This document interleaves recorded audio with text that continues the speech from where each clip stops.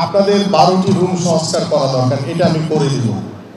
আপনাদের ভালো কোচ দরকার, সেটাও আমি করে দিব। আপনাদের জিমনেশিয়াম দরকার, সেটাও আমি করে দিব, কিন্তু আমার রেজাল্ট দরকার। আমি রেজাল্ট চাই, কারণ মাননীয় প্রধানমন্ত্রী প্রতিটি বিষয় পুঙ্খানুপুঙ্খভাবে তিনি কিন্তু খোঁজখবর রাখেন। আমি যেহেতু মাঠের লোক, দেখেন আমাকে উদ্বোধন করতে বলা হয়েছিল সেই গ্যালারির উপর থেকে, ওইখান থেকে। আমি কিন্তু নিচে নেমে এসেছি, কারণ আমি জানি যে মাঠের মানুষ, খেলা হয় মাঠে, মাঠ থেকেই উদ্বোধন হবে, যার কারণে কিন্তু আমি নিচে নেমে এসেছি।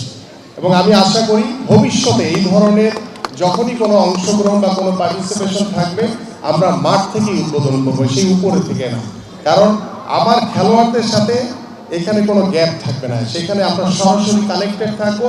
খেলোয়াড়রা চাইলেই আমার কাছে, আমার অফিসিয়াল সবার কাছে যখন তখন যে কোনো বিষয় তাদের প্রয়োজনীয় সুযোগ সুবিধার জন্য তারা তাদের মতামত প্রদান করতে পারবে। আমরা সেই ধরনের একটি বন্ডিং, আন্তরিকতা চাই।